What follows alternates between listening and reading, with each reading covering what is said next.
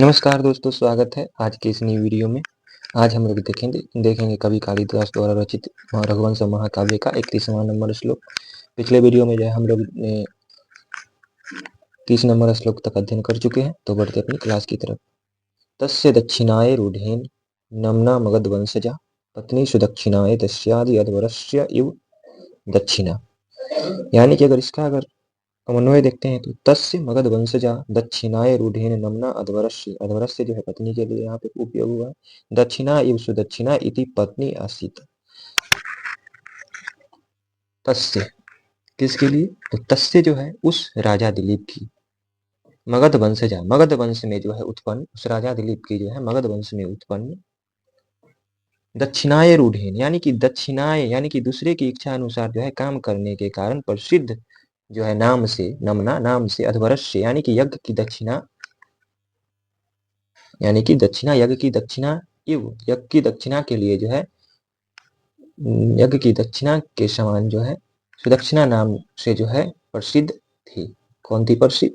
तो उस राजा दिलीप की जो है मगध वंश में उत्पन्न दूसरे की इच्छा अनुसार काम करने के कारण जो है प्रसिद्ध नाम से यज्ञ की पत्नी कौन थी? तो दक्षिणा के नाम से, सुदक्षिणा नाम से जो है प्रसिद्ध थी। ठीक है, यानी कि राजा दिलीप की जो है, इसमें जो है राजा दिलीप की पत्नी सुदक्षिणा के गुणों का वर्णन किया गया है। कैसा है उनका गुण? तो यानी कि उस राजा दिलीप की मगध वंश में उत्पन्न दूसरे की इच्छा अनुसार काम करने के कारण उनका प्रसिद्ध नाम से है यज्ञ की पत्नी दक्षिणा के नाम से, सुदक्षिणा नाम से प्रसिद्ध हुई थी। उनकी पत्नी जो है, किसकी पत्नी? तो यज्ञ की पत्नी दक्षिणा नाम से जो है सुदक्षिणा, वह मगध वंश में उत्पन्न हुई थी। अर्थात वह अत्यंत कुलीन स्त्री थी और दूसरे की इच्छा अनुसार जो है, अर्थात अपने पति के मनोनुकूल आचरण करने वाली थी। और राजा दिलीप का जो है अपनी पत्नी सुदक्षिणा के बिना जो है कोई धार्मिक अनुष्ठान पूरा नहीं होता था। इस बात को जो है कवि ने एक उपमा के द्वारा स्पष्ट किया है कि जिस प्रकार दक्षिणा के बिना यज्ञ को संपूर्ण नहीं माना जाता है और दक्षिणा दिए बिना यज्ञ स्थित यानी कि इच्छित फल की प्राप्ति कराने वाला नहीं होता है, उसी प्रकार सुदक्षिणा के बिना जो है राजा दिलीप का कोई धार्मिक अनुष्ठान पूरा नहीं होता था। ठीक है, तो इस श्लोक में जो है सुदक्षिणा के बारे में बतलाया गया है, यानी कि राजा दिलीप के पत्नी के आचरण कैसा है, कैसे थी वो। ठीक है, तो बढ़ते अपने अगले श्लोक की तरफ। अगला श्लोक है कलत्रवंत आत्मानम अवरोधे महत्यपि तया मेने मन स्वीन्या लक्ष्म्या च वसुधा दीप, यानी कि वसुधादीप वनमय है। वसुधादीप अवरोधे महति अपि मन स्वीन्या तया लक्ष्म्या च आत्मानम कलवंतरम यानी कि कलत्रवंतम मेने। तो इसका जो है वसुधादीप, वसुधादीप पृथ्वी का शासक कौन है? तो राजा दिलीप अवरोधे यानी कि अवरोधे अंतपुर में जो है अधिक संख्या में, यानी कि महती अधिक संख्या में होने पर भी मन स्वैन्य यानी कि दृढ़ चिंत, यानी कि दृढ़ चित्त वाली पति के चित्त का अनुसरण करने में जो है समर्थ। ठीक है, उस सुदक्षिणा जो है कौन? तो सुदक्षिणा जो है, उस सुदक्षिणा यानी कि से जो है लक्ष्मी यानी कि राज लक्ष्मी से जो है, और आत्मानम अपने को जो है कलत्रवंतम यानी कि स्त्रियों वाला मानते थे। कौन? तो पृथ्वी जो है, पृथ्वी का पालक कौन थे? तो राजा दिलीप, यानी कि कौन पृथ्वी के पालक? तो राजा दिलीप। वसुधाधपि यानी कि पृथ्वी के राजा कौन? शासक राजा दिलीप जो है अंतःपुर में जो है, यानी कि रानियों की अधिकता होने पर भी मानस्विनी उस सुदक्षिणा से जो है, और उस सुदक्षिणा से और राजलक्ष्मी से अपने को जो है पत्नी युक्त समझते थे। किससे? सुदक्षिणा से। ठीक है, राजा दिलीप के जो है अंतःपुर में अनेक रानियां थी, जिसमें जो है, जिससे उस समय की बहु विवाह प्रथा का ज्ञान होता है। परंतु उन रानियों में सर्वोपरि महारानी कौन थी? तो सुदक्षिणा थी, क्योंकि वह पति के मनो अनुकूल आचरण जो है करने में समर्थ थी। इसलिए राजा दिलीप रानी सुदक्षिणा से भी उतना ही प्रेम करते थे जितना स्नेह वह राज्य लक्ष्मी से करते थे। इसके अतिरिक्त वसुधाधिप यानी कि वसुधाधिप विशेषण से वह वसुधा अर्थात पृथ्वी से भी अपने को पत्नी से संपन्न समझते थे। ठीक है, यानी कि इसमें जो है सुदक्षिणा के बारे में बताया गया है, वह कैसे राजा दिलीप जो है सुदक्षिणा से प्रेम करते थे। बढ़ते अपने अगले श्लोक की तरफ। श्लोक नंबर 33 में दिया गया है तस्याम आत्मानुरूपायाम आत्मजन्म समुत सुख विलंबित फलय कालम स निनाय मनोरथ है। अगर इसका अन्वय देखते हैं तो सह आत्मानुरूपायाम तस्याम आत्मजन्म समुक्त सुख विलंबित फलय मनोरथ है कालम निनाय। तो सह आत्मानुरूपाय यानी कि सह कौन, तो उस राजा दिलीप ने आत्मानुरूपाय यानी कि आत्मानुरूपाय अपने अनुरूप जो है तस्या उस दक्षिणा में जो है राजा दिलीप जो है अपने अनुरूप उस दक्षिणा में आत्मजन्म समुत सुख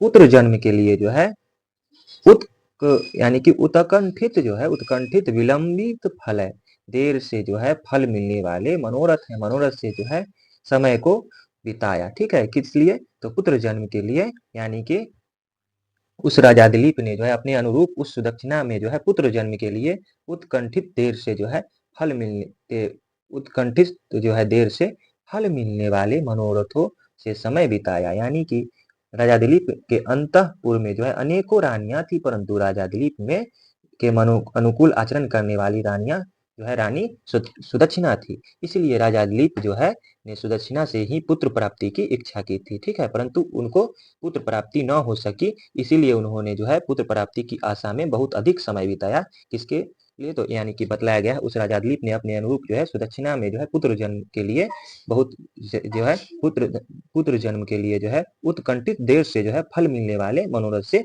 समय बिताया। ठीक है, बढ़ते हैं अगले श्लोक की तरफ। अगला श्लोक है संतानार्थ विधय स्वभुजाद अवतारिता तेन धुर्जगतो गुर्वी सचिवेशु निचिक्षिपे। अब अन्वय अगर देखते हैं तो तेन संतानार्थ विधय स्वभुजात अवतारिता जगत गुर्वी धु सचिवेशु निचिक्षिपे। अर्थात तेन संतानार्थ यानी कि उस राजा दिलीप जो है उस राजा दिलीप ने संतान प्राप्ति के जो है संतानार्थ संतान के लिए जो है विधेय अनुष्ठान करने के नियमित स्वभुजात यानी कि अपनी भुजा से जो है अवतारिता उतरा गया। यानी कि किस लिए, तो वह राजा दिलीप जो है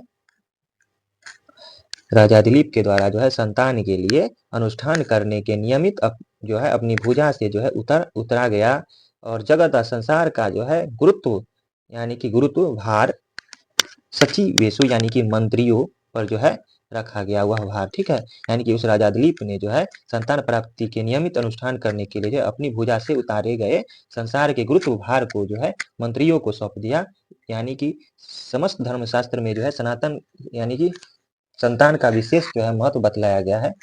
संतान के बिना व्यक्ति को मोक्ष की प्राप्ति नहीं होती है। ठीक है, राजा दिलीप को यह पता था कि संतान के अभाव में उनका वंश समाप्त हो जाएगा और उन्हें पितृ ऋण से मुक्ति भी नहीं मिल सकेगी, इसलिए उन्होंने पुत्र प्राप्ति के लिए धार्मिक अनुष्ठान करने का जो है निश्चय किया, जिसके लिए जो है उन्हें अपने गुरु वशिष्ठ के पास जाना था। इसीलिए उन्होंने अपने राज्यभार को जो है कुशल मंत्रियों को सौंप दिया। ठीक है, यानी कि वो बतला रहे हैं उस राजा दिलीप ने संतान प्राप्ति के लिए जो है नियमित अनुष्ठान करने के लिए अपनी भुजा से उतारे गए संसार के गुरुत्व भार जो है अपने राजपाट को किसको सौंपा, तो मंत्रियों को जो है सौंप दिया।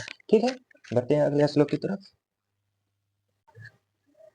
अगला श्लोक है था अभ्यर्च्य विधाताराम प्रयतौ पुत्र काम्यया तौ दंपति वशिष्ठस्य